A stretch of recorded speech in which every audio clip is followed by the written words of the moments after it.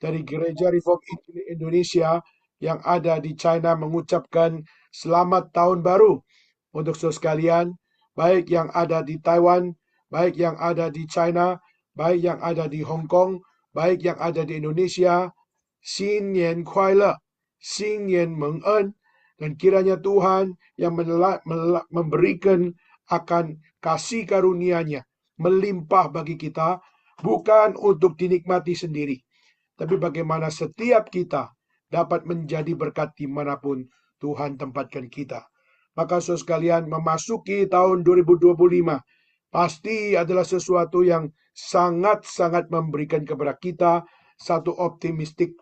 Bagaimana setiap kita percaya Tuhan adalah Tuhan, dan Dia adalah Alfa dan Omega. Dia yang memulai dan Dia juga yang akan mengakhiri. Dan kita sebagai anak-anak Tuhan, kita sebagai gereja Tuhan, kita percaya kita bukan milik kita sendiri. Kita adalah milik Tuhan. Tuhan yang memulai hidup saudara dan saya, Tuhan yang memulai gereja Tuhan yang dipercayakan kepada kita, maka disitulah kita percaya segala sesuatu yang terjadi semua adalah di tangan Tuhan Allah. Maka kita tidak perlu merasa pesimis, kita tidak perlu merasa kecil hati, karena setiap perjuangan yang kita kerjakan, itu semua adalah dari Tuhan, untuk Tuhan, bagi kemuliaan nama Tuhan. Maka tidak ada satu ruang inci bagaimana setiap kita boleh mengatakan ini adalah milik kita, tetapi semua ini milik Tuhan. Hidup saudara dan saya milik Tuhan. Hidup gereja Tuhan milik Tuhan. Keberadaan kita adalah milik Tuhan. Keberadaan gereja kita adalah milik Tuhan. Maka tidak ada satu ruang, tidak ada satu inci pun kita harus untuk berkata, ini adalah milik kami. Maka semua ini adalah kemuliaan Tuhan yang harus kita ingat terus-menerus. Maka memasuki tahun 2025, ada tantangan-tantangan yang baru yang harus kita hadapi bersama. Tetapi kita juga harus melihat bagaimana Tuhan adalah Tuhan yang berjanji. Berjanji apa? Immanuel, yaitu menyertai. Menyertai siapa? Umatnya, gerejanya, orang-orang percaya. Dan kiranya setiap providensia Tuhan itu senantiasa kita tangkap dan kita pegang dan kita imani dan kita kerjakan, karena semua itu diberikan dari Tuhan untuk kita belajar bergantung kepada Tuhan di dalam segala kondisi, di dalam segala apa yang kita hidupi bersama-sama. Maka itulah kenapa untuk saudara kita yang ada di China, di Taiwan, dan di Hong Kong, tetaplah ingat bahwa waktu kita diizinkan Tuhan melewati tahun 2024 dengan begitu banyaknya badai di dalam pelayanan, di dalam kehidupan, maupun dalam setiap tantangan kerikil yang kita hadapi. Tetapi kita percaya semua adalah baik. Karena apa? Karena Tuhan berjanji bahwa Dia tetap menyertai di dalam every circumstances, di dalam segala keadaan. Tuhan adalah Tuhan yang menyertai anak-anaknya. Tuhan yang menyertai hamba-hambanya. Tuhan yang menyertai gerejanya. Tuhan yang menyertai setiap orang yang percaya kepadanya. Adakah amin? Sudah saya percaya dengan pribadi saya. Ada amin. Dan saya juga rindu saudara sekalian pun juga berkata, ada amin di dalam kita semua. Baik saudara sekalian, hari ini di dalam permulaan tahun 2025, saya akan mengawali dengan kita masuk dalam satu khotbah di mana kita mau belajar khususnya dari 1 Samuel, yaitu di saat Samuel mendengar akan suara Tuhan, dan akhirnya di situ ada satu kalimat yang indah yang Tuhan katakan kepada Samuel, dan akhirnya Samuel berkata kepada Tuhan, yaitu, Lord, I'm searching you. Lord, aku menunggumu. Oh Tuhan, berfirmanlah lagi, supaya aku yang menunggumu ini dapat mendengar suaramu, mendengar panggilanmu, mendengar akan setiap apa yang kau katakan kepadaku. Mari kita bersama-sama akan sebelum masuk dalam firman Tuhan pada hari ini. Mari kita sama-sama berdoa. Doakan saya akan menyampaikan firman dan juga berdoa untuk dirimu dan untuk rekan sebelah kanan, sebelah kiri, baik yang ada di China, yang ada di Taiwan, yang ada di Hong Kong, yang hari ini mengikuti kebaktian tahun baru. Kiranya segala kemuliaan kembali pada Tuhan memimpin kita semuanya. Dan kiranya Tuhan berfirman bagi kita. Mari kita bersama-sama tunduk kepala kita berdoa. Bapa dalam surga, terima kasih atas penyertaan Tuhan di tahun 2024. Kami dapat melihat bagaimana Tuhan yang berjanji menyertai setiap umat-Mu di dalam segala keadaan. Dan kami sangat bersyukur melihat pimpinan Tuhan, bersyukur melihat pertolongan Tuhan, bersyukur melihat campur tangan Tuhan. Sehingga kami dapat percaya bahwa di dalam tahun 2025, Tuhan tetap menyertai kami. Kiranya kami terus terpaut hati padamu, supaya kami terus mengasihi Tuhan dan firman, supaya kami terus belajar taat terhadap setiap pimpinan Tuhan, dan ajar kami untuk kami tetap memiliki hidup melayani Tuhan dengan gila-gilaan mengerjakan pekerjaan-Mu. Karena kami tahu masih banyak yang belum kami kerjakan, dan kiranya Tuhan yang membakar hati kami untuk kami terus dapat berjuang dengan ulet, dengan berani, dengan satu hati mau memuliakan Tuhan tanpa kendor untuk kerjakan bagi Engkau. Terima kasih Tuhan. Inilah doa seru kami yang kami mohon dan serahkan. Kiranya Allah Tritunggal memimpin kami semua yang hari ini akan mendengar firman. Kiranya Tuhan memimpin hamba-Mu, memimpin setiap kami yang akan mendengar firman. Dalam nama Yesus, kami bersama-sama berdoa. Kami bersyukur kepada Tuhan. Amin. Silakan duduk saudara sekalian. Mari kita bersama-sama membaca satu bagian dalam kitab suci, yaitu mari kita bersama-sama membuka di dalam 1 Samuel pasal yang kedua. Di dalam 1 Samuel pasal yang kedua. Nah, saudara, saya akan mengajak kita melihat 3 bagian. Kita akan melihat daripada 3 bagian. Yang pertama, mari kita membaca 1 Samuel 2 ayat 11 sampai ayat yang ke-18. Yang pertama yaitu di dalam 1 Samuel pasal yang kedua ayat 11 sampai ayat yang ke-18. Setelah menemukan, mari kita baca bersama-sama ayat 11 sampai ayat 18. 1, 2, 3. Lalu pulanglah Elkana ke Rama, tapi anak itu menjadi pelayan Tuhan di bawah pengawasan Imam Eli. Adapun adalah lelaki Eli adalah orang-orang dursila. Mereka tidak mengindahkan Tuhan ataupun batas hak para imam terhadap bangsa itu. Setiap kali seorang mempersembahkan korban sembelian, sementara daging itu dimasak, datanglah bujang iman membawa garpu bergigi 3 di tangannya dan dicucukkannya ke dalam bejana atau ke dalam kuali atau ke dalam belangga atau dalam periuk. Sekali ditarik dalam garpu ke atas, diambil imam itu untuk dirinya sendiri. Demikian mereka memperlakukan semua orang Israel yang datang ke sana ke Silo. Bahkan sebelum lemaknya dibakar, bujang imam itu datang lalu berkata kepada orang yang mempersembahkan korban itu, berikanlah daging kepada imam untuk dipanggang, sebab dia tidak mau menerima daripadamu daging yang dimasak, hanya yang mentah saja. Apabila orang itu menjawabnya, bukankah lemak itu harus dibakar dahulu, kemudian barulah ambil sesuka hatimu? Maka berkatalah ia kepada orang itu, sekarang juga harus kau berikan, kalau tidak aku akan mengambilnya dengan kekerasan. Dengan demikian sangat besarlah dosa kedua orang muda itu di hadapan Tuhan, sebab mereka memandang rendah korban untuk Tuhan. Adapun Samuel menjadi pelayan di hadapan Tuhan. Dia masih anak-anak yang tubuhnya berlilit baju efod dari kain lenan. Ini bagian yang pertama. Yang kedua, kita baca ayat 19 sampai kepada ayat 26. Dan saudara, kita baca sekali lagi ayat 19, ayat 26. Jadi saudara perhatikan. Yang pertama ayat 11 sampai ayat 18. Lalu kedua ayat 19 sampai ayat yang 26. Mari kita baca.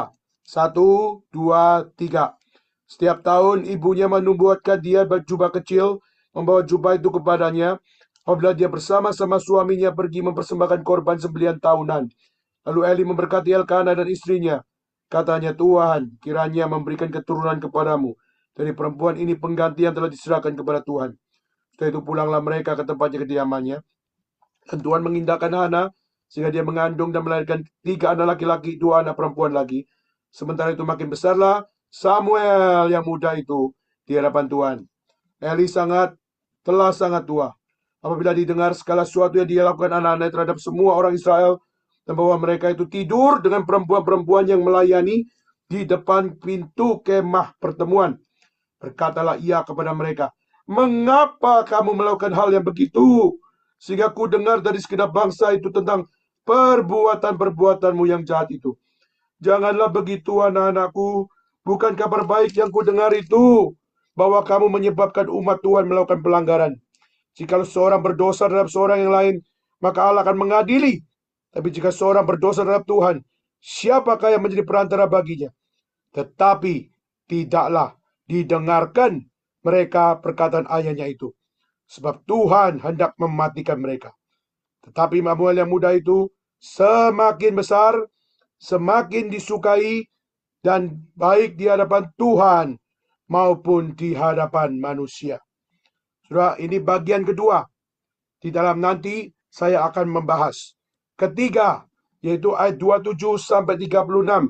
Kita akan bacakan juga seluruhnya. Dari ayat 27 sampai 36. Ini adalah bagian yang ketiga. Dan mari kita bersama-sama baca. 1, 2, 3. Seorang abdi Allah datang kepada Eli dan berkata kepadanya, beginilah firman Tuhan, bukankah dengan nyata aku menyatakan diriku kepada nenek moyangmu ketika mereka masih di Mesir dan takluk kepada keturunan Firaun, dan aku telah memilihnya dari segala suku Israel menjadi imam bagiku, supaya mempersembahkan korban di atas mezbahku, membakar ukupan dan memakai baju efod di hadapanku. Kepada kaummu telah kuserahkan segala korban api-apian orang Israel.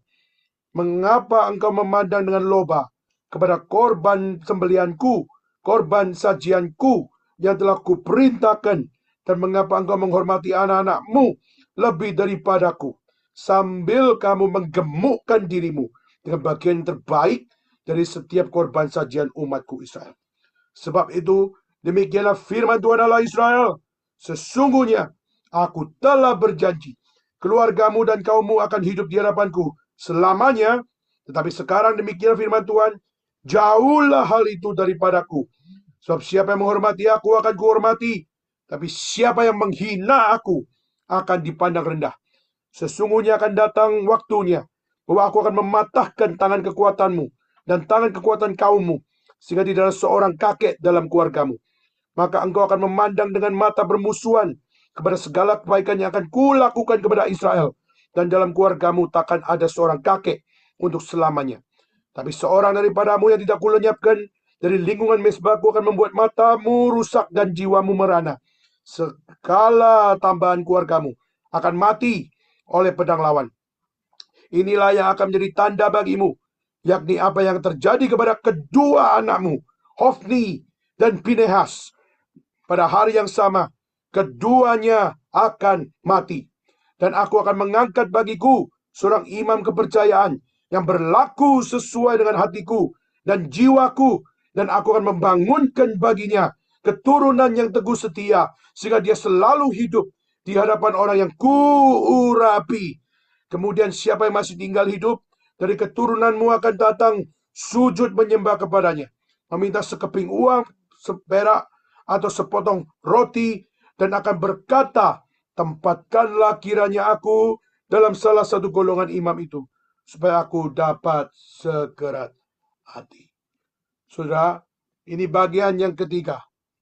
Dan terakhir, saudara, kita akan baca ayat 3, pasal 3, ayat 1 sampai ayat yang ke-21. Pasal 3 ayat 1 sampai 21. Dan mari kita sekali lagi membaca akan bagian ini. Samuel yang muda itu menjadi pelayan Tuhan di bawah pengawasan Eli. Pada masa itu firman Tuhan jarang, penglihatan pun tidak sering. Pada suatu hari Eli yang matanya mulai kabur, tidak dapat melihat dengan baik, sedang berbaring di tempat tidurnya. Lampu rumah Allah belum lagi padam. Samuel telah tidur di dalam bait suci Tuhan, tempat tabut Allah. Lalu Tuhan memanggil, Samuel, Samuel. Dan dia menjawab, ya Bapa. Lalu berlarilah dia kepada Eli. Sedang katanya, ya Bapa, bukankah Bapa memanggil aku?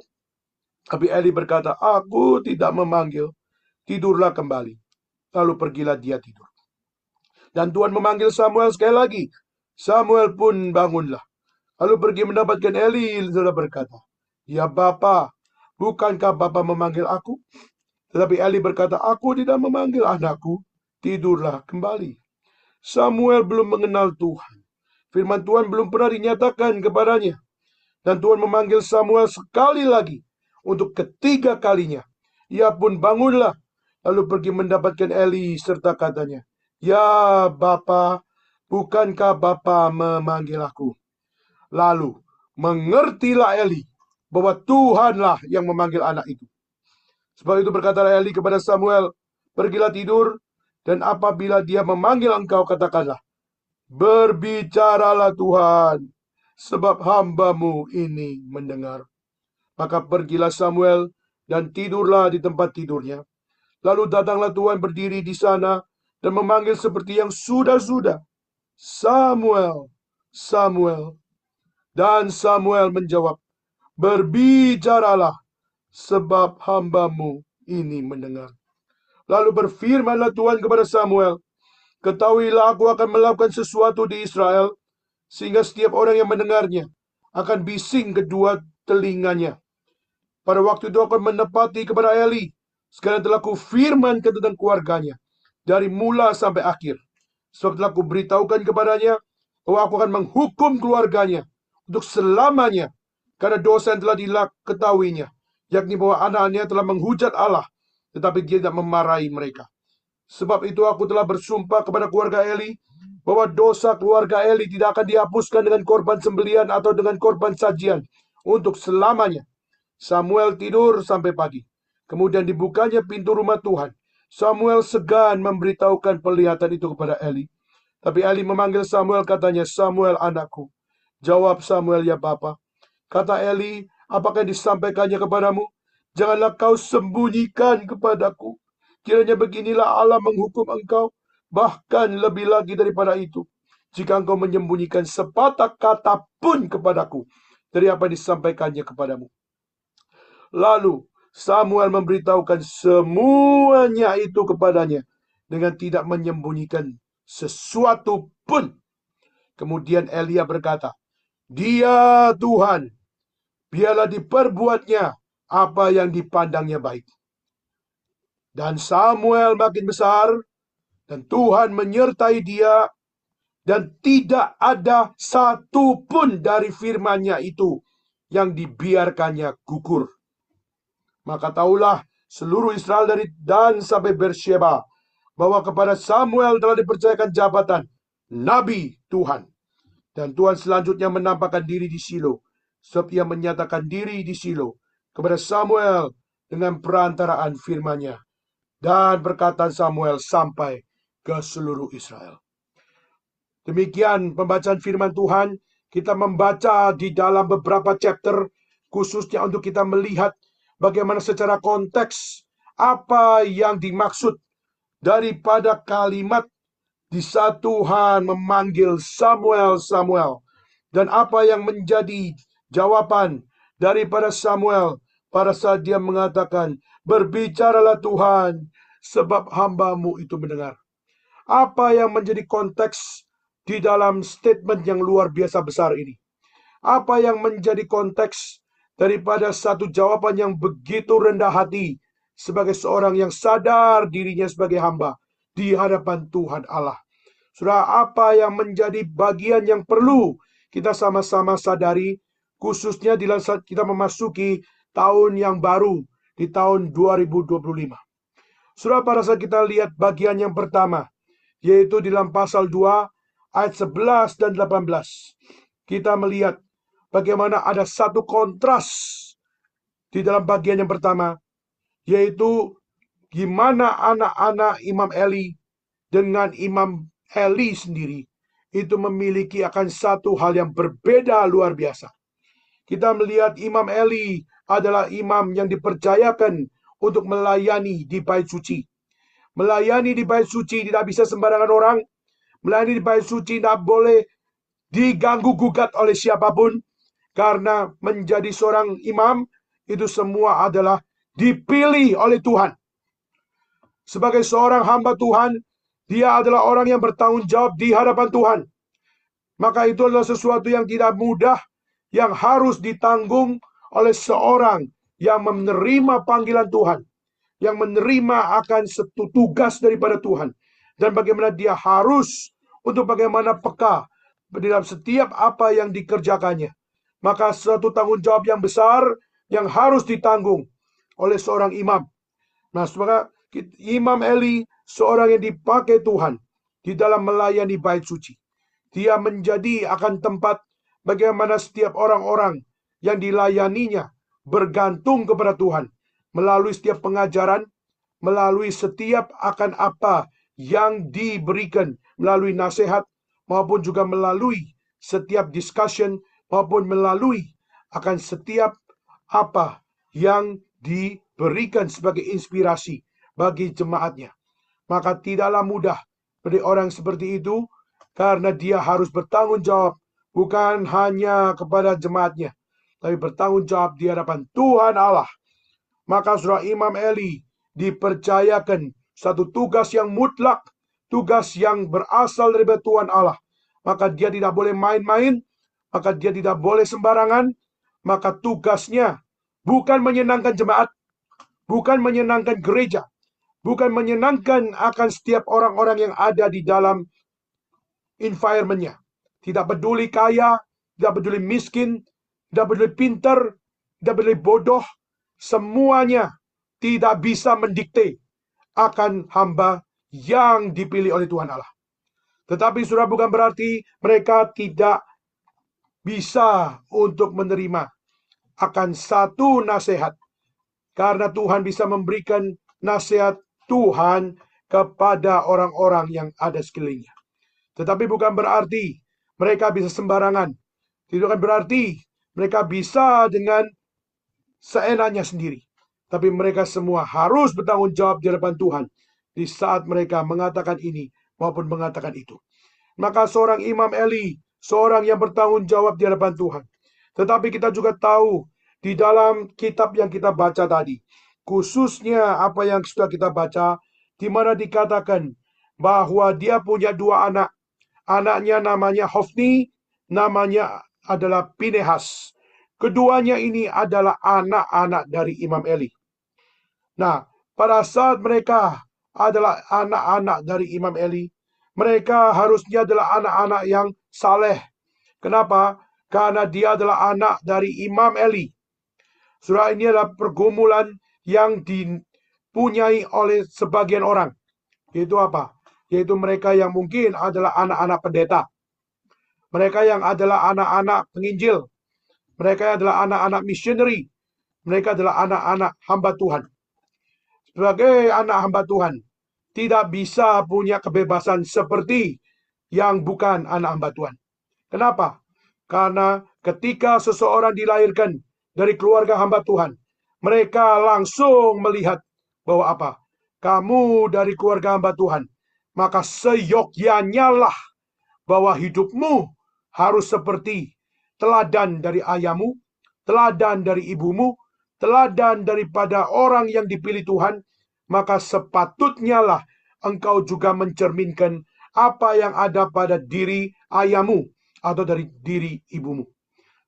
Dari hidupnya sampai matinya, dia memberikan legacy, dia memberikan akan warisan di bagaimana Tuhan memimpin dia, memanggil dia, dan menjadi akan Allah Tuhan.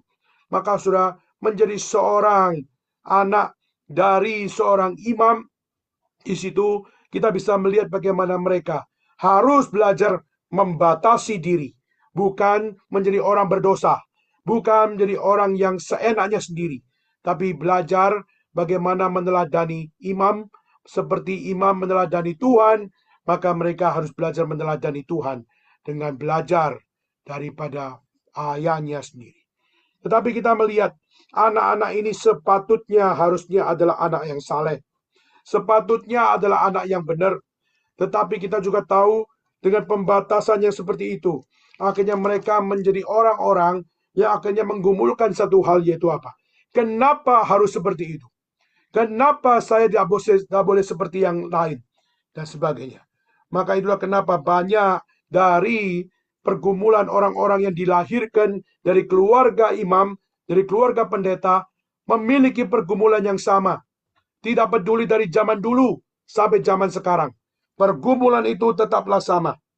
Dan kita melihat mengapa itu semua terjadi.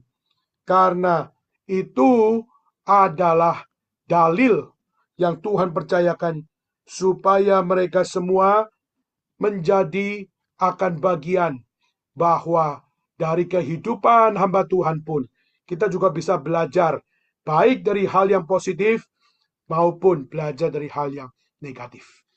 Baik yang positif yaitu apa? Yaitu teladan harus turun ke dalam keturunan. Maka itulah kenapa seorang hamba Tuhan bisa dipercayakan anak oleh Tuhan Allah. Maka setiap anak-anak tersebut adalah dari Tuhan. Maka setiap mereka harus bertanggung jawab untuk membawa teladan itu, untuk dapat turun atas mereka, dan setiap firman Tuhan turun atas mereka, dan ke seluruh kesaksian hidupnya turun daripada Tuhan Allah, sehingga dari imam maupun dari anak-anak imam dapat menyatakan kesalehan daripada Tuhan Allah.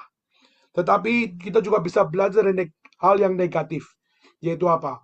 Bahwa jika manusia melakukan semuanya di dalam akan kekuatan manusia, maka manusia akan mengalami akan capek, akan mengalami kepesimisan, dan mengatakan bahwa apa? Bahwa semua ini tidak bisa terjadi jika tanpa Tuhan yang memimpin.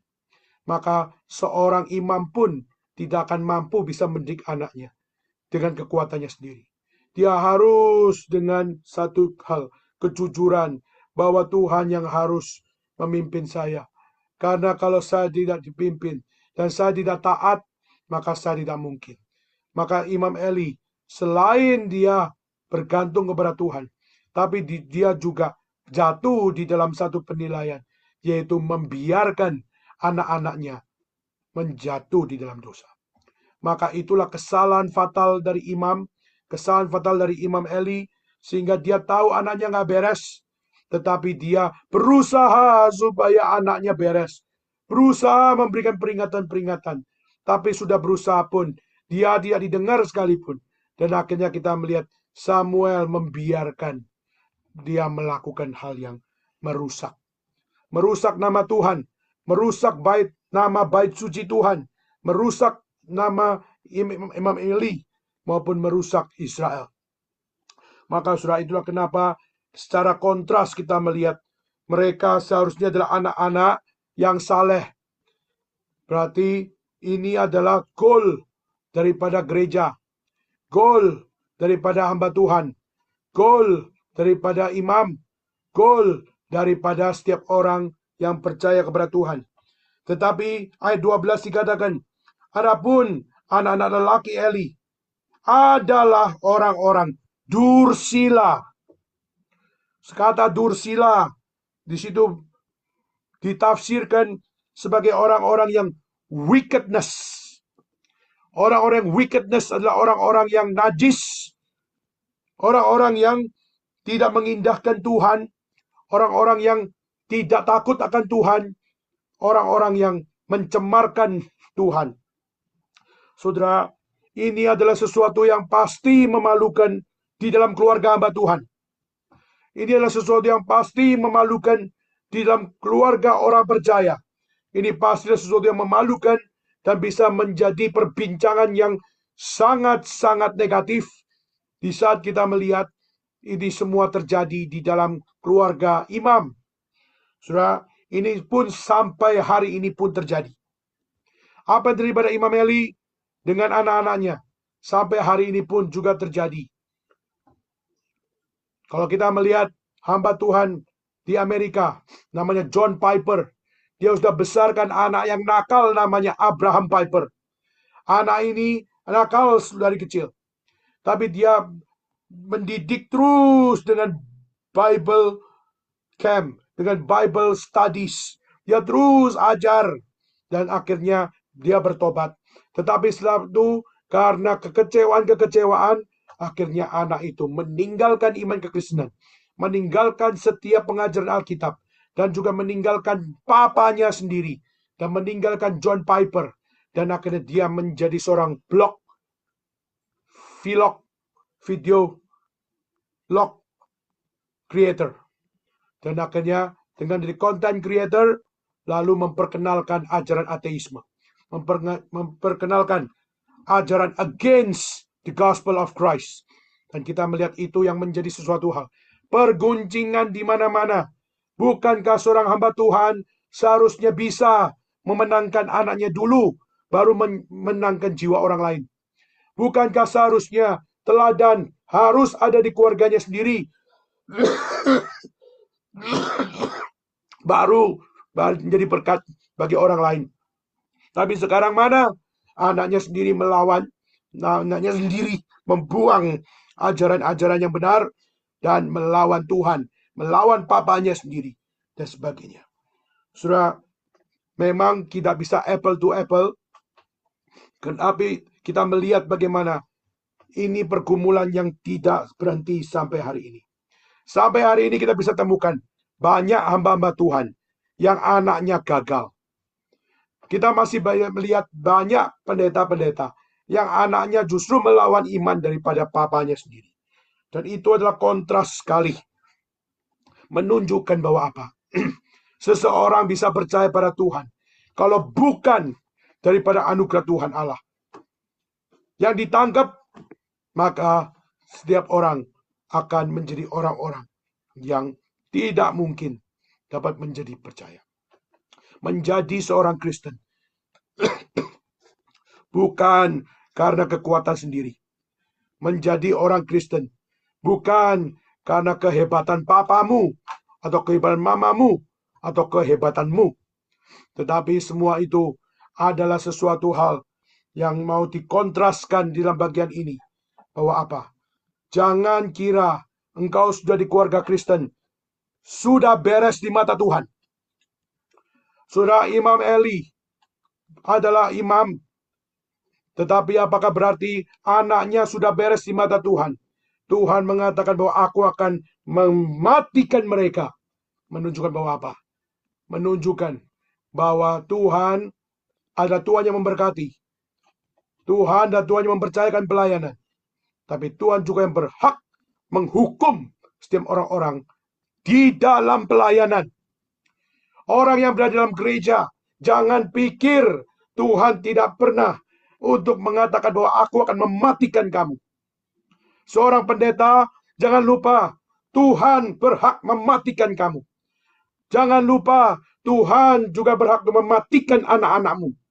Maka ini adalah sesuatu teguran yang luar biasa. Yang di tahun 2025 kita harus minta sama Tuhan. Tuhan, apakah saya berkenan di hadapanmu? Apakah saya berkenan melayanimu? Apakah saya berkenan di matamu? Maka saudara, ini yang kita harus minta sama Tuhan. Karena jika tidak, mungkin kita melayani Tuhan, tapi Tuhan tidak memberkati akan keluargamu dan tidak memberkati kamu. Sehingga akhirnya Tuhan memberikan akan satu hukuman yang keras, yaitu mematikan anak daripada Imam Eli, yaitu adalah Hofni dan Pinehas.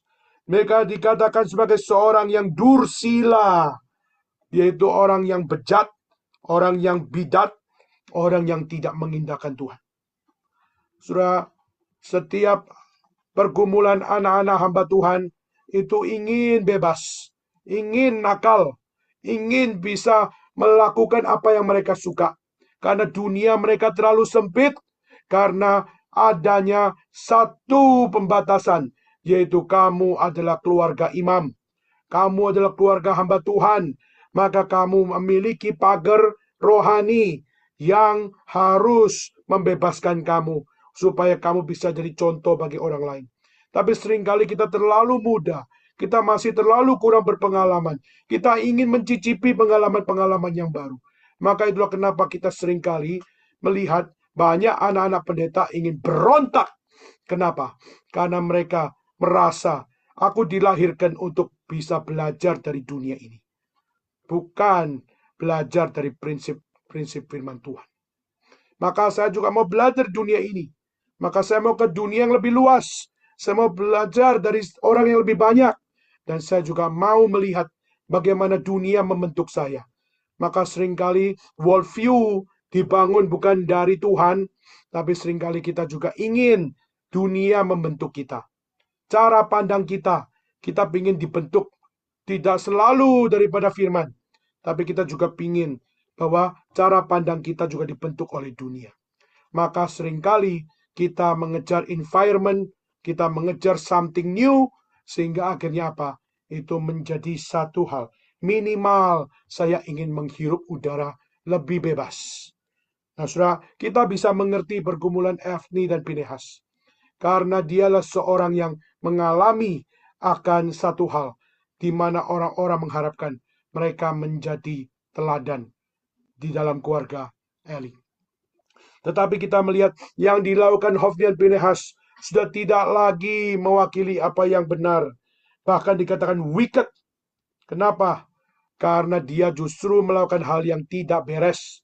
Tadi kita sudah baca, di mana persembahan buat Tuhan justru yang diambil adalah yang terbaik bukan untuk Tuhan, tapi yang terbaik untuk dirinya mereka. Lalu mereka melihat perempuan-perempuan yang melayani di bait suci, yang mereka lakukan apa?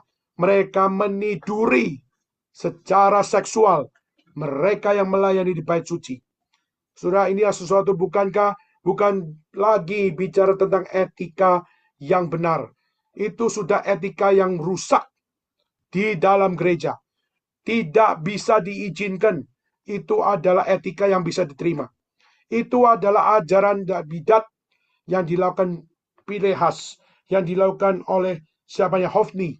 Itu adalah yang dilakukan oleh orang-orang kafir. Kuil Artemis, kuil di mana orang-orang berdosa mau disucikan, maka mereka pergi ke kuil Artemis. Untuk apa? Melacurkan diri kepada Dewi Artemis. Dan di situ sediakan perempuan-perempuan dengan satu hal yang sama, yaitu adalah virgin. Dan di situ mereka menikmati pembebasan dosa melalui perempuan-perempuan tersebut. Maka kita melihat itu adalah kafir. Tidak boleh ada di dalam gereja. Tapi kita melihat justru di bait suci, maka itu yang terjadi. Maka Tuhan tidak berkenan. Tuhan tidak mengizinkan orang-orang melayani Tuhan sembarangan di dalam melayani. Maka setiap kita di saat masih punya akan satu hal yang nakal di dalam melayani Tuhan, bertobatlah. Di saat saudara punya pikiran yang jahat, bertobatlah. Di saat kita masih bermain-main dengan apa yang kita suka, yang mengganggu kerohanian kita, bertobatlah. Maka sudah tahun 2025, jangan seperti Hofni, jangan seperti Pinehas, kita dipercayakan gereja, kita dipercayakan pelayanan, tapi kita berdosa di hadapan Tuhan. Maka sudah Imam Eli ditegur, anak-anaknya ditegur. Maka mari kita tanya, apakah saya akan ditegur oleh Tuhan? Apakah saudara dan saya akan ditegur oleh Tuhan? Karena kita membiarkan dosa kita menjadi bagian di dalam pelayanan saudara dan saya. Tahun 2025 seharusnya mengingatkan kita untuk melihat perjuangan akan semakin sulit, perjuangan akan semakin tidak gampang. Kita harus menerobos lebih banyak akan musuh-musuh. Kita akan melihat bagaimana iblis tidak akan membiarkan pelayanan kita gampang-gampang.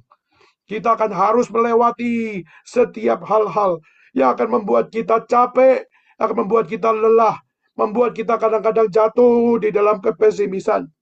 Tetapi apakah engkau masih percaya Tuhan? Sudah, dalam setiap tantangan yang ada, kita harus belajar terus maju, terus jalan, terus melayani Tuhan. Tapi jangan berdosa. Surah Hofni dan Pinehas, dia membiarkan dosa seksnya mengganggu kesaksian gereja. Perempuan-perempuan yang ada di dalam gereja harus bungkam. Karena apa? Karena perlakuan anak imam yang telah melecehkan mereka. Surah pelecehan seksual dalam gereja tidak diizinkan. Dan Tuhan tidak membiarkan itu. Hari ini kita melihat kejatuhan banyak gereja adalah pelecehan seksual. Berapa banyak kita melihat hamba Tuhan satu demi satu jatuh. Raffi Sakarias jatuh. Stephen Lawson jatuh. Kita melihat begitu banyak hamba Tuhan, khususnya Bill Labels juga jatuh. Kita melihat itu semua adalah satu picture. Siapa kita dibandingkan dengan mereka? Mereka bisa dikatakan sebagai the giant of faith di abad 21. Tapi kita juga melihat sekarang orang-orang itu jatuh demi jatuh dan bertobat. Tetapi pertanyaannya, apakah mereka diterima oleh Tuhan Allah? Saudara, semakin kita di orang Kristen, semakin iblis berusaha untuk menjatuhkan kita. Orang-orang yang kita teladani satu demi satu jatuh. Kita berharap ada teladan yang sempurna. Dan kita tahu semuanya itu tidak mungkin jika bukan Yesus Kristus. Maka saudara, itulah kenapa kita tidak boleh lepas fokus. Kita tidak boleh lepas fokus. Kekristenan adalah dari Tuhan, untuk Tuhan, bagi kemuliaan nama Tuhan. Pusat dari kekristenan adalah Yesus Kristus. Maka berpusatlah pada Dia, karena hanya Dialah yang dapat membuat saudara tidak berdosa. Maka saya harus katakan, hamba Tuhanmu mungkin bisa membuat kamu berdosa. Anak-anak hamba Tuhan bisa membuat kamu berdosa. Dan kalau mereka membuat kamu berdosa, mereka akan menanggung dosa daripada Tuhan. Tetapi saudara, belajarlah untuk berpusat pada Kristus. Karena mungkin hamba Tuhanmu akan mengecewakan kamu. Mungkin anak-anak hamba Tuhanmu akan mengecewakan kamu. Itu tercantum dalam kitab suci. Tetapi Tuhan berkata, yaitu apa? Yaitu Tuhan tidak berhenti memimpin gerejanya. Tuhan tidak berhenti memimpin kaumnya. Tuhan tidak berhenti memimpin jemaatnya. Tuhan tidak berhenti. Maka itulah kenapa Samuel dibangunkan oleh Tuhan Allah. Karena di saat gereja pada saat itu, di saat hamba Tuhan dan anak-anak hamba Tuhan berada dalam posisi yang sangat-sangat tidak memuliakan Tuhan, jangan kira Tuhan hancur karena mereka. Jangan kira Tuhan tidak bisa lagi menjadi sesuatu pegangan hidup bagi gerejanya. Salah. Imam Eli hanya manusia. Hofni, Pinehas hanya manusia. Yang dilecehkan hanya manusia. Yang mengalami akan satu hal, injustice oleh karena mereka, hanyalah manusia. Dan semua harus bertobat di hadapan Tuhan.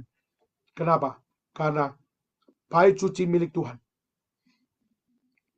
Maka tidak boleh sembarangan. Maka kerjakan dengan satu tanggung jawab di hadapan Tuhan. Dengan berkata, Tuhan, rumahmu adalah baitmu. Maka pimpinlah kami semua. Dan jangankan kami jatuh seperti Imam Eli. Jangan kami seperti Hofni dan Pinehas. Sehingga akhirnya terjadi kontras, di mana imam justru coreng nama karena anak. Anak mencoreng nama orang tua, mencoreng nama keluarga, mencoreng bangsa Israel, mencoreng umat Tuhan. Dan kontras ini sepatutnya membuat kita melihat bagaimana Tuhan memberikan teguran yang besar. Tetapi Tuhan juga mengatakan, Samuel masih anak-anak. Dan Samuel berlilitkan baju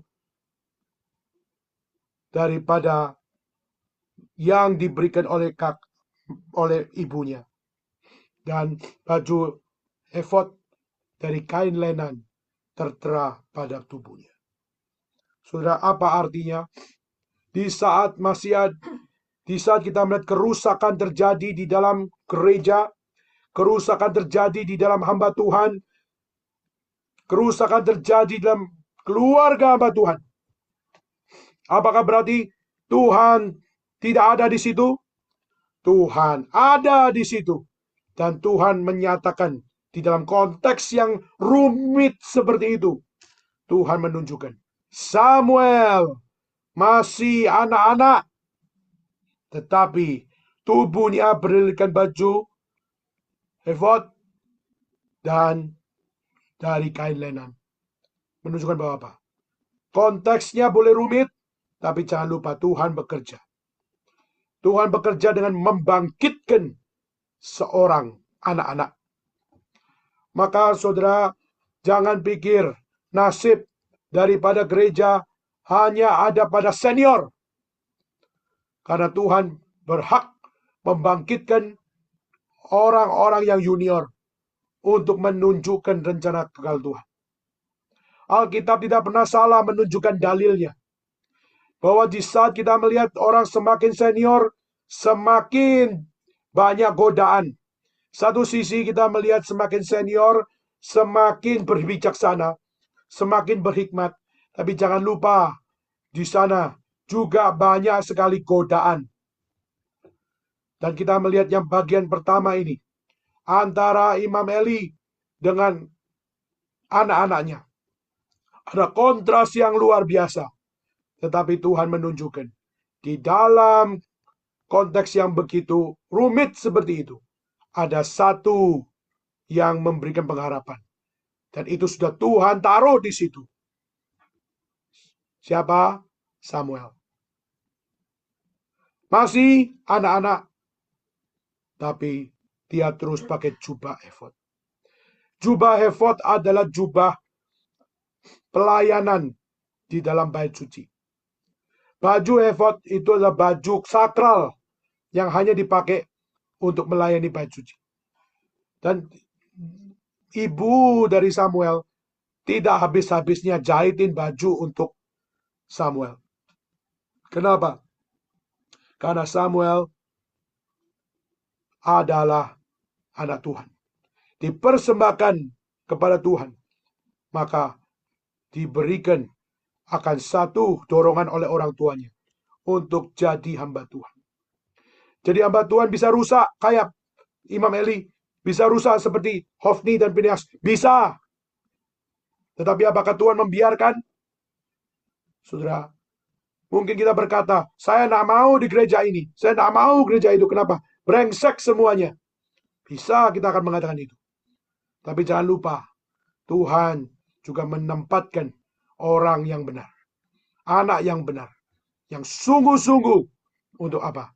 Untuk membangkitkan setiap orang-orang yang kecewa, setiap orang-orang yang merasa kecil hati, yang merasa tidak ada pengharapan di dalam gereja. Tapi Tuhan bekerja melalui rencananya.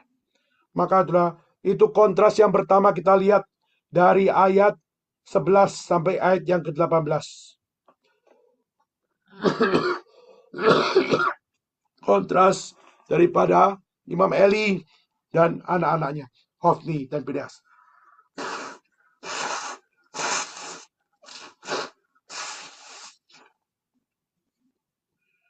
Kontras kedua, kita melihat dari ayat 19 sampai ayat yang ke-26. Ayat 19 sampai 26, kita juga melihat bagaimana Hana melahirkan anak. Dan saudara perhatikan, sebelum Hana melahirkan anak, apa yang muncul kalimat daripada Imam Eli. Saudara, Di saat perempuan itu berdoa di hadapan Tuhan, Eli mengamat-amati. Saudara, hamba Tuhan itu tidak diam. Banyak hamba Tuhan kelihatannya diam, tapi sebenarnya dia perhatian. Saudara jangan pikir hamba Tuhan yang diam itu tidak punya inisiatif. Kadang-kadang seorang hamba Tuhan, dia memperhatikan dan dia dengan hati-hati. Jangan pikir diam itu tidak peduli. Diam itu adalah berhati-hati. Dan dia perhatikan akan diri daripada Hana.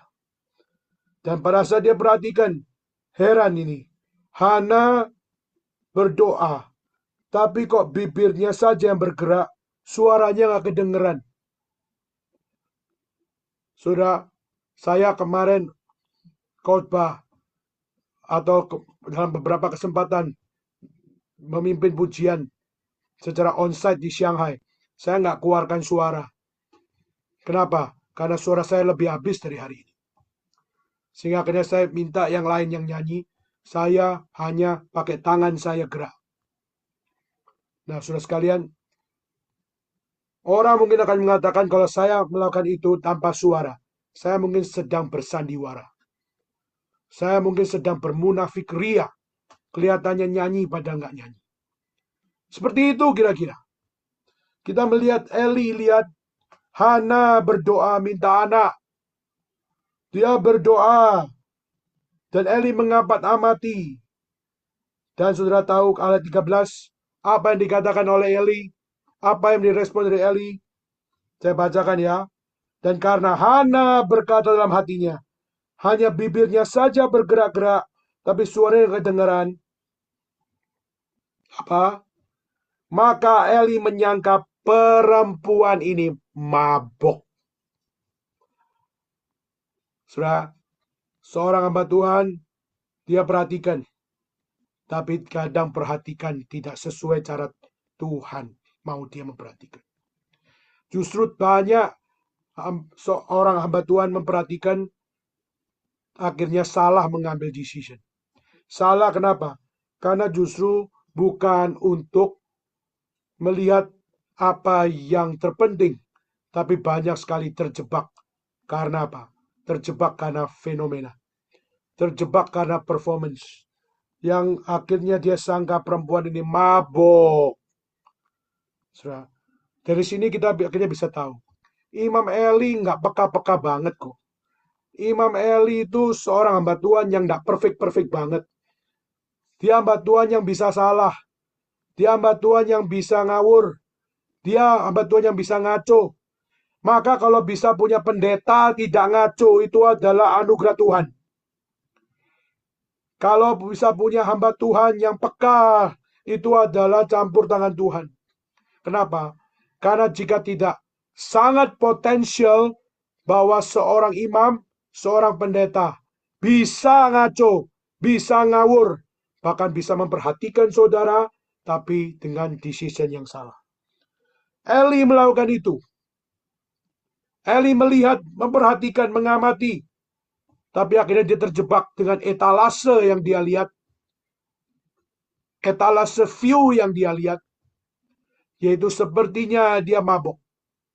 Dan akhirnya dia mengatakan, berapa lama lagi engkau berlaku sebagai orang mabok? Saudara, rupanya ada kind of emotional language yang muncul. Mulai muncul emotional mindset. Mulai muncul juga emotional vibe. Mulai muncul akan emotional action yang mengatakan, berapa lama lagi engkau berlaku seperti orang mabok? Lepaskan dirimu. Tengking semuanya itu. Saudara, pada saat Eli melakukan itu, sudah sangat emosional. Nah selalu ya, orang emosional itu selalu salah. Tetapi ini ya contoh emosional yang salah yang dilakukan oleh seorang imam. Yaitu dengan penafsiran sendiri, perempuan ini mabok. Dengan penafsiran sendiri, dia menyatakan, berapa lama lagi kamu berlaku sebagai orang mabuk? Lepaskan dirimu daripada mabuk. Saya percaya kalau seorang hamba Tuhan berkata kepada jemaat, mabok ya kamu. Lalu mengatakan, kamu mabok, maka lepaskan semua mabokmu. Padahal saudara nggak mabok. Saudara pasti akan merasa kecewa. Saudara pasti akan merasa gendeng ini pendetanya. Dan mungkin saudara akan mengatakan, gua nggak mau ke gerejamu lagi. Saudara, sekarang gereja banyak pilihan ya. Saudara nggak suka bisa pergi ke gereja lain. Waktu kita melihat di sana, tidak ada gereja lain. Bait suci cuma satu. Gimana mungkin mau ke gereja lain? Saudara, maka sebenarnya kalau ada masalah, bukan solusinya itu sebenarnya cari ke gereja lain. Tapi bagaimana engkau belajar menempatkan dirimu, menempatkan setiap konsepmu, bahwa pendeta juga manusia, bisa salah. Kalau Tuhan pimpin dia menjadi hambanya, dia harus bertanggung jawab atas setiap apa yang dikatakan, yang diajarkan, dan sebagainya. Maka waktu kita melihat Hana, dia dengar kalimat, berapa lama lagi engkau berlaku sebagai orang mabuk? Lepaskan dirimu daripada mabuk. Kalau saya menempatkan diri sebagai seorang Hana, saya akan berkata apa? Cukup. Saya tinggalkan gereja. Saya kecewa kepadamu. Dan saya memilih bergereja tempat lain yang lebih baik. Tetapi sudah zaman itu tidak ada gereja lain. Tidak ada bait suci yang lain. Kalau mau keluar dari bait suci, kamu nggak beribadah, maka sudah di dalam hukum Taurat pun, orang yang tidak menguduskan hari Sabat, kamu harus dihukum mati. Itu tercatat di dalam kitab Talmud. Tulisan-tulisan orang-orang Yahudi, guru-guru Yahudi, yang menafsirkan 10 perintah Allah. Bahwa hari Sabat sudah dikatakan oleh Tuhan, ingat dan kuduskan. Remember and make it holy. Tetapi surah Hana, dia dengan jujur, dia nggak pernah kepikir pindah gereja. Dia tidak terpikir untuk meninggalkan imannya. Dia mungkin bisa kecewa. Tapi sudah dia dengan jujur mengatakan, bukan Tuanku, aku seorang perempuan yang sangat susah hati. Anggur dan minuman yang memabukkan tidak aku minum, melainkan aku mencurahkan isi hatiku di hadapan Tuhan Allah. Jangan anggap hambamu ini seperti perempuan dursila, sebab besar cemas dan sakit hati aku berbicara demikian lama. Saudara perhatikan. Saya yakin dan percaya kalimat ini adalah kalimat yang menyinggung hati Imam Eli. Menyadarkan Imam Eli. Yaitu apa? Kata dursila muncul. Imam Eli tahu Hofni Pinehas, anaknya adalah anak-anak yang dursila. Mengambil uang dari persembahan. Melakukan satu hal, pelecehan seksual di dalam gereja. Dan juga mereka berdua mengambil persembahan daripada gereja yang wangi, yang paling harum, dimakan oleh dia. Dan yang sisa-sisa kasih pada Tuhan. Kata Tuhan bahwa apa? Ini sudah dursila. Dan saudara tahu, Hana mengatakan apa? Hana mengatakan, jangan anggap hambamu ini seorang perempuan dursila.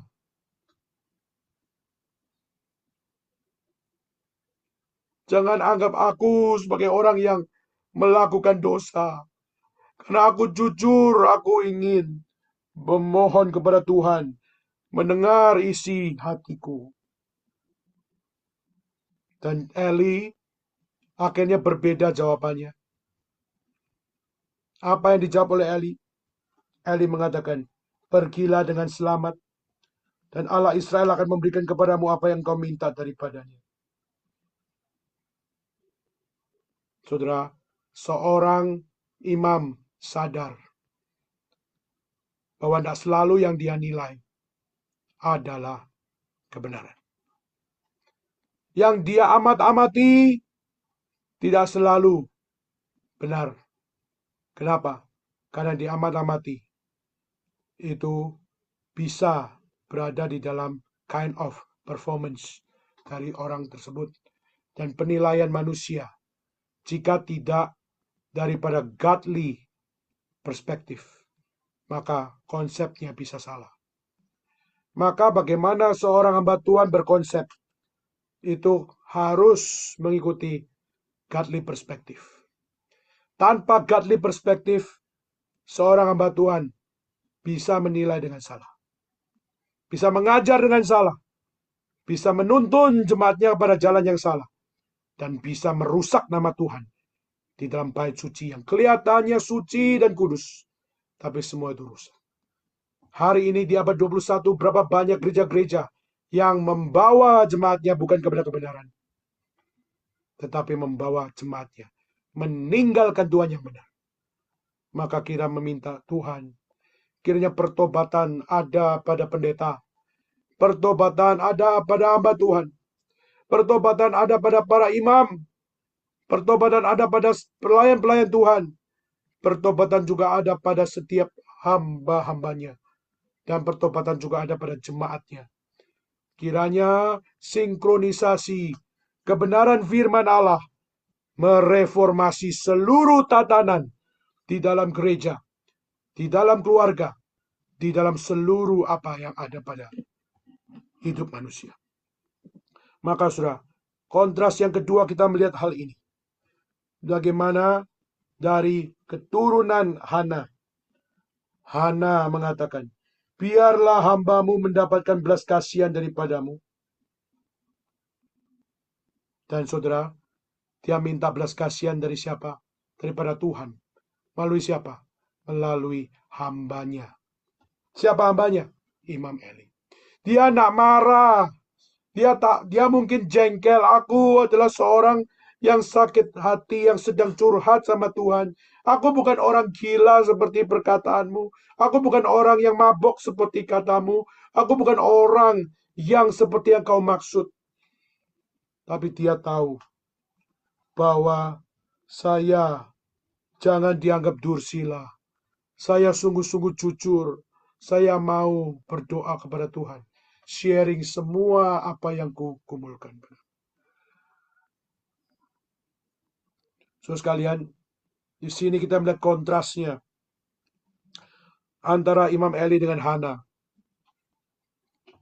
Dan Hana meminta, kiranya hambamu beroleh belas kasihan.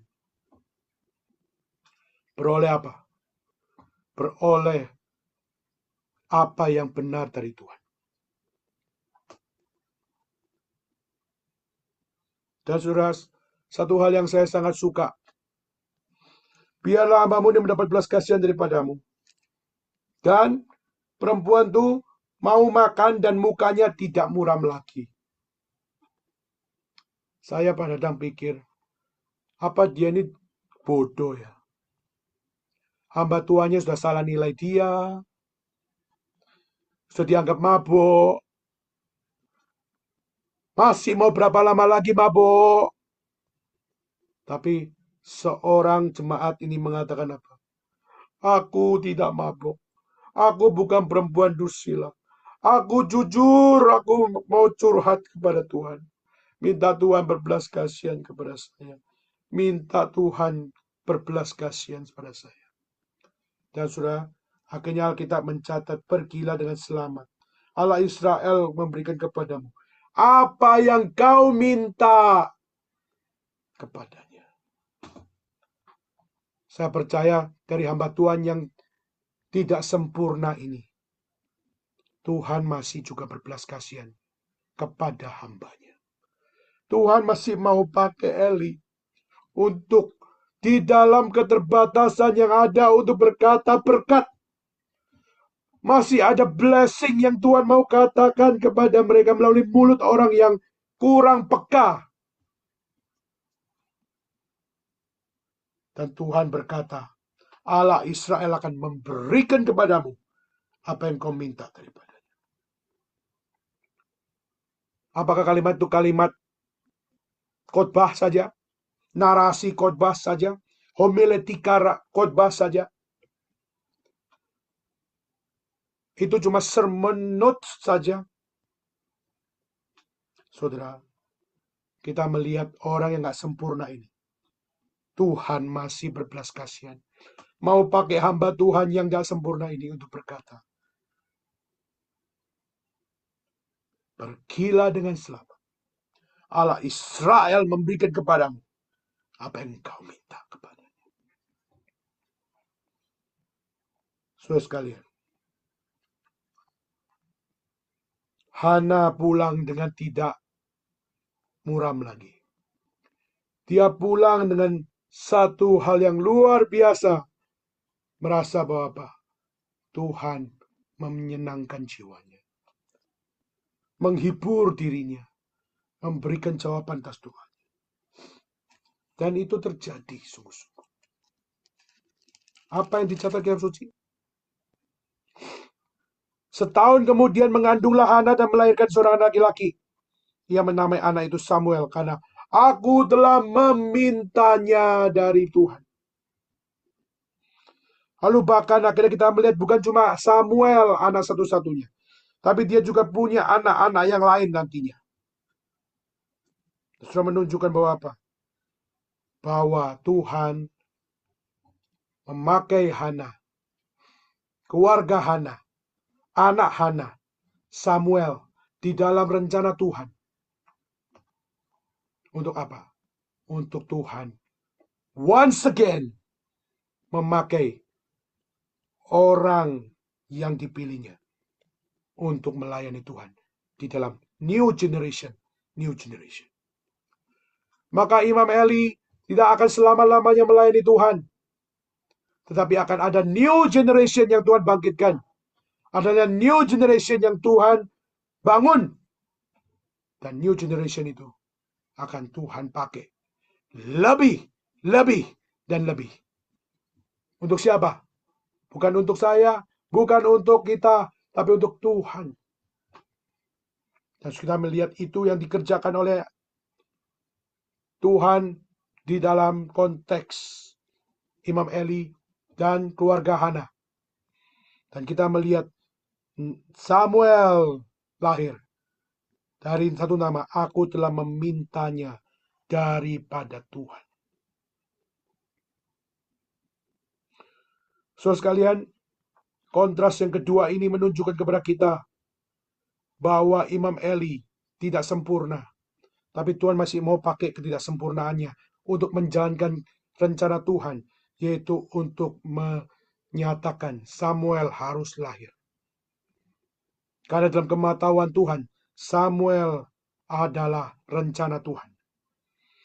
Dan Samuel harus lahir karena melalui hidup Samuel, kisah yang kita baca adalah berfokus kepada rencana Tuhan melalui Samuel.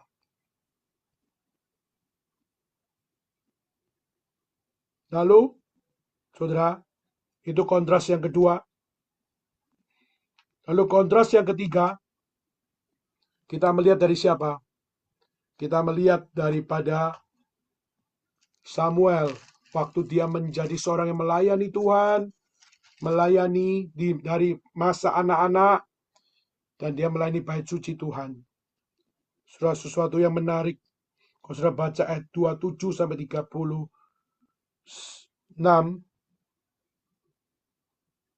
kita melihat bagaimana seorang abdi Allah datang kepada Eli.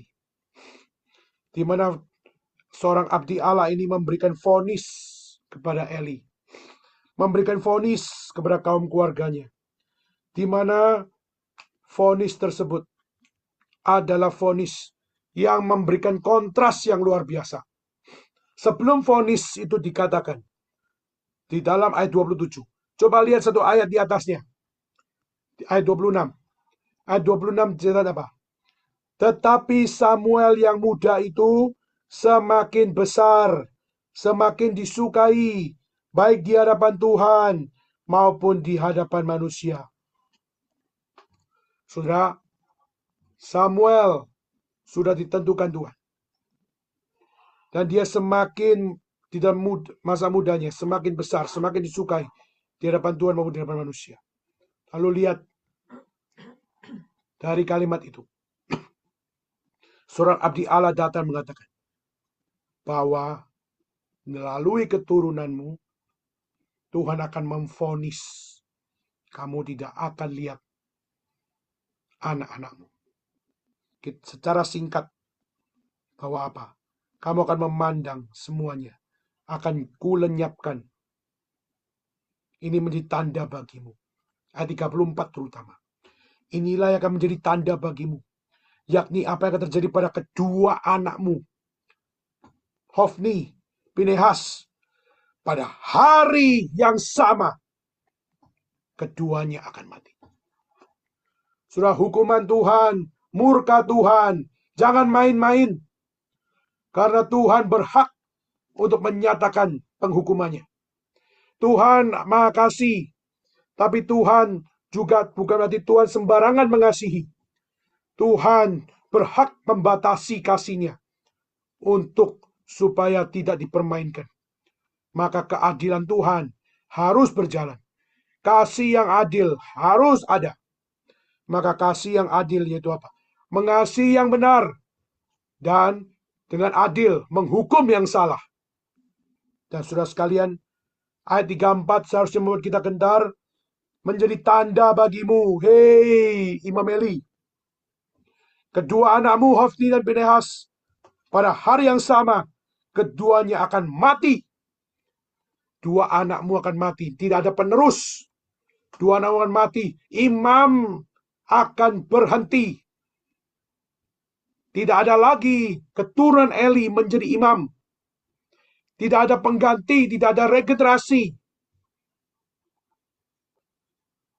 Tuhan mematikan generasi yang dursila itu. Sudah saya menggumulkan ayat ini. Hari ini kita yang melayani Tuhan di Taiwan, di China, di Hong Kong, dan kita yang ada di Indonesia, dan kita semua yang melayani di gereja manapun. Gemetarkah engkau di saat Tuhan akan mengatakan, apa yang akan terjadi padamu? Apa yang terjadi padaku? Apa yang terjadi pada semua keturunan kita? Pada hari yang sama, keduanya akan mati. Karena apa? Kedursilaan saudara dan saya. Tuhan berhak mematikan saya. Tuhan berhak mematikan kamu. Tuhan berhak mematikan kita semua. Tetapi Tuhan masih mengizinkan saudara bernafas. Tuhan masih mengizinkan saya bernafas. Tuhan masih mengizinkan kita semua bernafas. Maka mari kita tanya, apa yang kau kerjakan? Kedursilaan sambil melayani Tuhan. Kedursilaan di atas nama Tuhan. Jika Tuhan masih izinkan kita mendengar khotbah hari ini, dengarlah dengan cermat. Maukah engkau bertobat? Jangan melayani di atas dua perahu. Jangan melayani sambil dursila. Jangan melayani sambil mematikan dirimu. Jangan melayani sambil berdosa di hadapan Tuhan Allah. Do you hear that? Apakah engkau mendengar?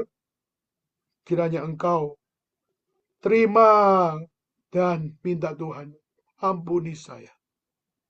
Kalau hari ini pelayanan kita adalah pelayanan yang dursila, dan Tuhan masih belum matikan kita, mari minta Tuhan, Tuhan ampunilah dosa saya. Kalau Tuhan masih membuka pertobatan untuk saya bertobat. Siapa yang berkata, Tuhan, ini saya di tahun 2025, saya bukan bikin resolution yang hanya sekedar resolusi buatan manusia, dambaan manusia. Tapi minta sama Tuhan. Apa yang Tuhan mau saya lakukan?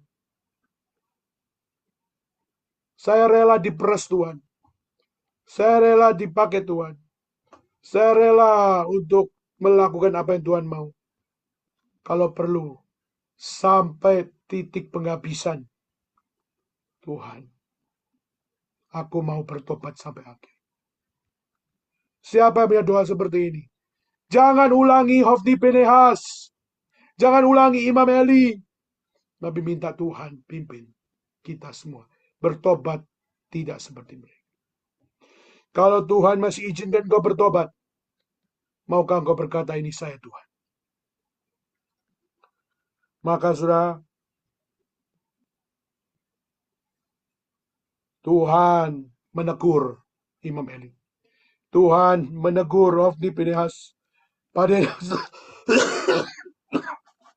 Pada hari yang sama, keduanya akan mati.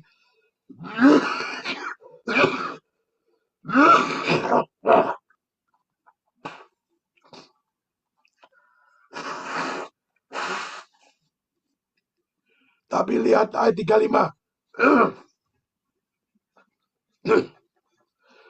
Tapi baca ayat 25, 35.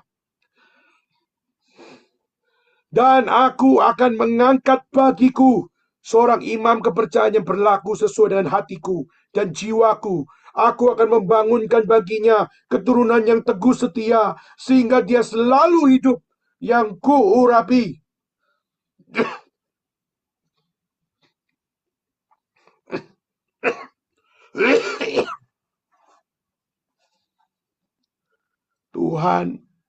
Tuhan yang berhak mematikan. Tuhan juga yang berhak membangkitkan. Dan Tuhan bangkitkan Samuel.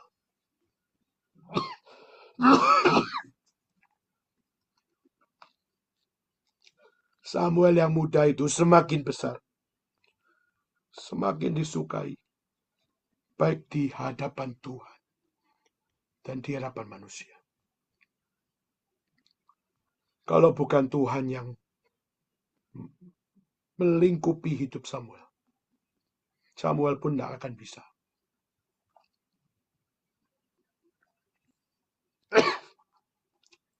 Tetapi Tuhan menjaga hidup Samuel. Tuhan berperan di dalam hidup Samuel. Samuel tetap manusia biasa. Dia bukan santo. Dia bukan santa. Tapi dia dipelihara Tuhan. Firman Tuhan membatasi hidupnya untuk tidak berdosa. Dia bukan anak pendeta. Dia bukan anak penginjil. Dia bukan anak hamba Tuhan. Dia bukan anak imam. Tapi dia lebih rela dibatasi. Tidak seperti anak pendeta. Saya berani mengatakan ini. Karena saya anak pendeta. Dan saya tahu pergumulan semua anak pendeta sama. Tetapi coba lihat. Ada anak bukan anak pendeta. Tapi bukan anak pendeta yang rela hidupnya dibatasi oleh firman Tuhan. Karena firman Tuhan justru mengatakan, di dalam perjanjian baru dikatakan, bahwa firman-Nya itu yang membebaskan kita. The truth will set you free. Dan itulah yang diimani oleh orang-orang Kristen. Maka ini juga doa mamanya dia. Mamanya dia bikinin dia baju efod. Dan terus pakai baju efod, terus pakai baju efod. Mengingat siapa dirimu. Identitasmu. Kamu milik Tuhan. Kamu yang Tuhan kasih. Dan Tuhan mau kamu dipakai Tuhan. Jangan pikir kamu bukan anak pendeta, Tuhan tidak pakai kamu. Tapi juga jangan pikir kamu sudah anak pendeta, Tuhan pasti pakai kamu. Belum tentu. Tapi pertanyaannya, kalau hari ini engkau mendengar, siapapun engkau, anak pendeta kek, bukan anak pendeta kek, Tapi kita mau sama-sama punya satu yang acuan sama. Bertobat dari kedursilaanmu. Dan ikut Tuhan sesuai pimpinan Tuhan. Jangan pakai alasan anak pendeta bukan anak pendeta lagi. Karena Tuhan bisa pakai anak bukan pendeta untuk mengerjakan pekerjaan anak pendeta. Dan mungkin anak pendeta Tuhan tidak kasih kesempatan melanjutkan apa yang dilakukan oleh orang tua. Kalau Tuhan tidak berkenan. Tapi kalau Tuhan berkenan, itu juga bisa lari. Karena Tuhan mau kamu bertobat dan ikut apa yang Tuhan tentukan. Maka jika hari ini kita masih lari dari panggilan Tuhan, stop dan obey the word of God. Itu kontras kedua. Dan kontras yang ketiga, yaitu apa? Coba lihat di dalam bagian yang ketiga, pasal ketiga. Di dalam pasal yang ketiga, dikatakan apa? Tuhan memanggil Samuel. Samuel tidurnya di mana? Di bait suci tempat tabut Allah. Eli tinggal di kamar pastori. Surah ini mengingatkan saya, waktu saya praktek di Taipei, saya tidak punya tempat tidur. Saya tidur di tanah. Saya tidur di mana? Di bawah mimbar. Saya sangat ingat. Pendeta saya tinggal di kamar. Saya disuruh tidur di bawah mimbar gereja. Tidak ada kasur. Cuma bantal. Saudara, saya percaya itu bukan didikan yang ngaco, ngawur, dan sebagainya. Saya percaya itu didikan yang mulia. Waktu saya tidur di situ, lalu pendeta Stephen Tong datang. Saya bangun cepat-cepat. Lalu akhirnya pendeta Stephen Tong mengatakan, kamu tidur di mana? Oh, saya tidur di sini, Pak Tong. Saya dengan malu mengatakan, saya tidur di bawah. Saya tidur di atas bantal ini. Dan pendeta Stephen Tong mengatakan satu kalimat yang menghibur saya. Wah, kamar kamu besar ya. Wah, kamar kamu luar biasa ya. Kenapa? Kamu tidur di rumah Tuhan. Kamu tidur di bawah mimbar. Dan dia mengatakan, jadi hamba Tuhan yang baik ya. Kalimatnya sederhana. Tapi mengingatkan saya satu hal. Saya percaya Eli bukannya sok-sokan. Aku udah imam, tinggalnya di pastori. Kamu masih junior, tidur di lantai saja. Tidur di bawah mimbar saja. Saya yakin dan percaya itu bukan egois. Tapi adalah pelajaran yang Tuhan mau. Untuk mengatakan kepada anak-anak muda. Yaitu apa? Melayani Tuhan. Bayar harga apapun. Dari muda belajar. Maka saudara, Samuel tidur di bait suci. Di tempat baut tabut Allah. Menggambarkan dia diproses dari kecil. Di dalam segala kondisi. Dan Tuhan memanggil. Samuel, Samuel. Samuel dengar, akhirnya pikir, siapa ya? Pasti cuma Eli. Karena di bait suci cuma ada Imam Eli. Berlarilah dia kepada Eli. Karena dia cuma tahu satu orang itu yang ada di rumah. Ya Bapa, bukanlah Bapa memanggil aku. Eli mengatakan, aku nggak panggil. Tidurlah kembali. Kedua Tuhan panggil Samuel, lalu mengatakan, Samuel, Samuel. Lalu akhirnya dia kembali lagi dan mengatakan, apakah Bapa memanggil saya? Eli berkata, aku memanggil kamu, tidak memanggil kamu. Ayo tidur lagi. Ketiga kali Samuel dipanggil untuk ketiga kalinya. Samuel, Samuel. Lalu dia bangun, lalu pergi mendapatkan Eli. Ya Bapa, bukanlah Bapa memanggil aku. Surah Alkitab mencatat. Maka mengertilah Eli. Sadarlah Eli. Bahwa apa? Tuhan yang memanggil dia. Surah ayat ini membuat saya gemetar. Kenapa? Tuhan memanggil Samuel 3 kali. Samuel pikir Eli. Eli sudah dengar 3 kali daripada Samuel. Tapi Eli baru sadar ketiga kalinya kalau itu ada Tuhan yang memanggil. Sudah tahu apa artinya? Artinya tidak selalu hamba Tuhan dengan cepat menangkap setiap apa yang Tuhan kasih. Kadang-kadang hamba Tuhan bisa sangat lamban untuk mengerti suara Tuhan, mengerti rencana Tuhan, mengerti spidonya Tuhan.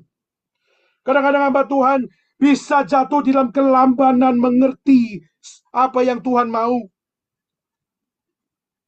Tetapi minimal kita bisa belajar meski lamban, dia sadar ini bukan dia.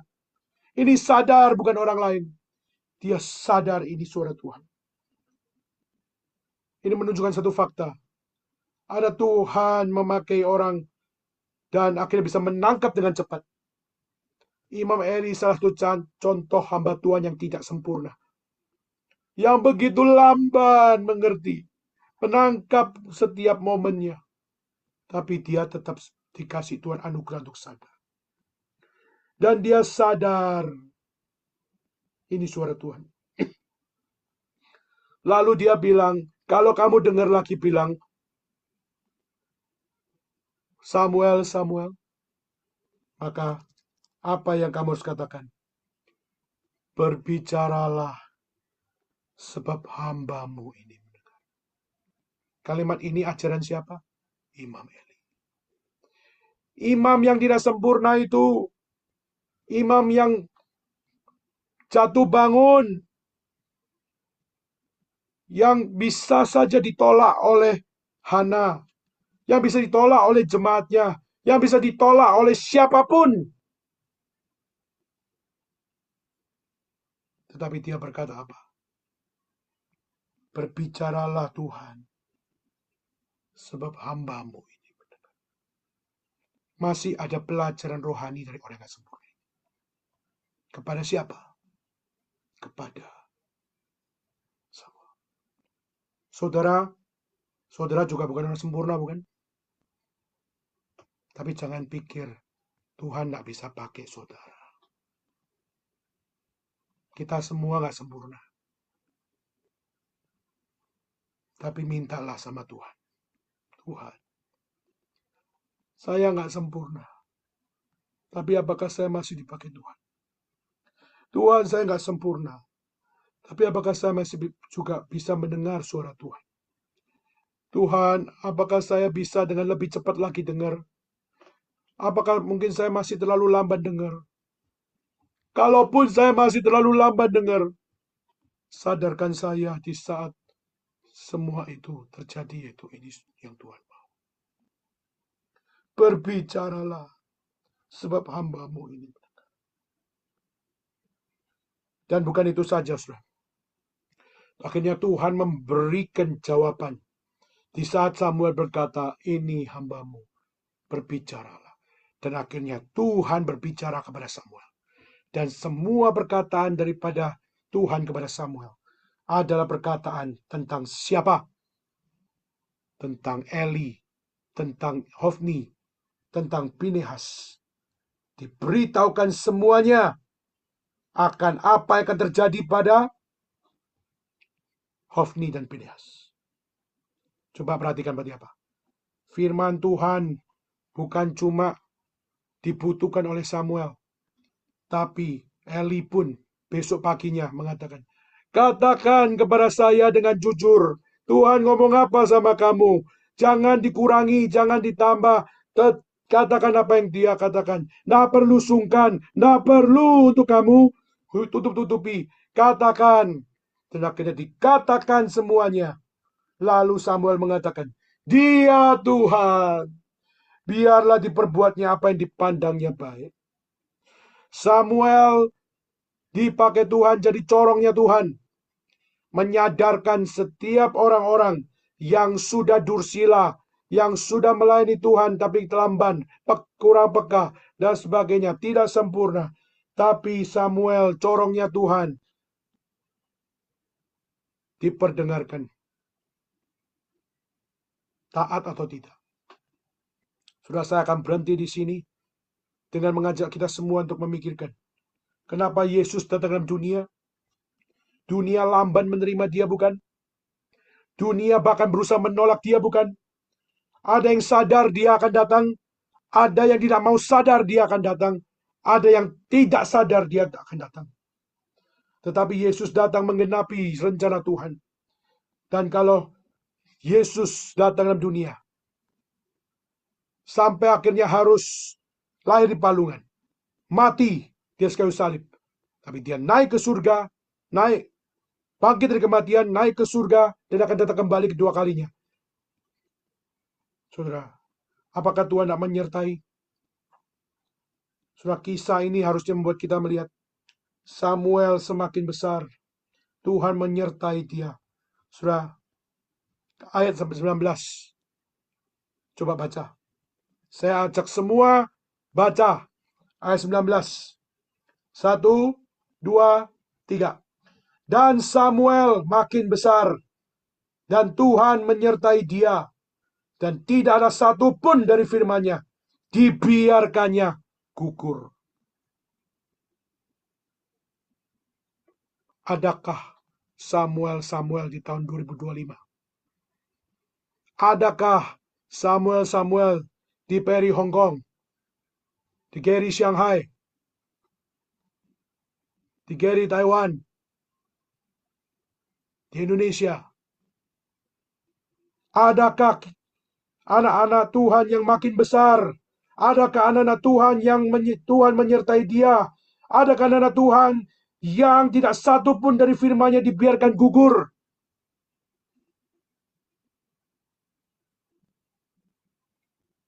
Berdoalah kepada Tuhan. Memohonlah kepada Tuhan. Kiranya Tuhan bangkitkan Samuel di tahun 2025. Dimulai dari tempat-tempat kita berada. Dimulai dari kita semua. Maukah engkau dipakai Tuhan? Seperti Samuel. Seperti apa dengan Eli. Kalau kau dengar, berbicaralah Tuhan. Sebab hamba-Mu ini mendengar. Bukan cuma mendengar. Melakukan apa yang didengar. Mendengar firman Tuhan. Melakukan firman Tuhan. Satu paket. Maka hari ini kau dengar firman Tuhan. Maukah engkau melakukan firman-Nya? Kiranya ayat 19. Samuel makin besar. Sebut namamu. Akankah saya adalah Daniel yang makin besar? Akankah Daniel Tuhan menyertai dia? Apakah Daniel tidak ada satupun dari firman-Nya dibiarkan gugur? Sebut namamu. Dan doalah minta Tuhan. Memasuki tahun 2025. Kiranya Tuhan pakai kita. Maukah?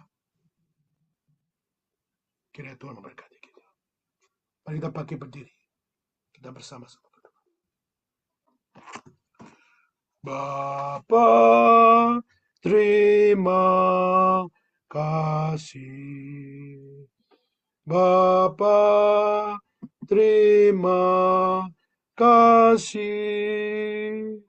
Bapa di dalam surga, puji, terima kasih.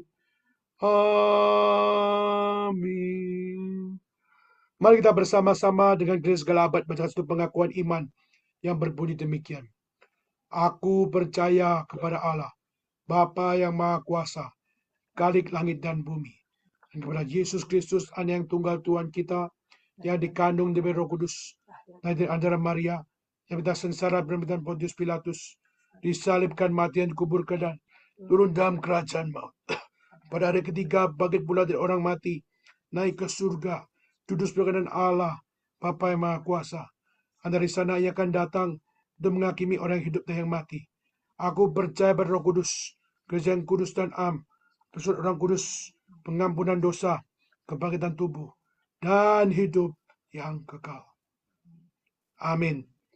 Silakan duduk saudara sekalian, dan mari kita bersama-sama akan menjalankan persembahan, dan mari kita bersama-sama sebelum menjalankan persembahan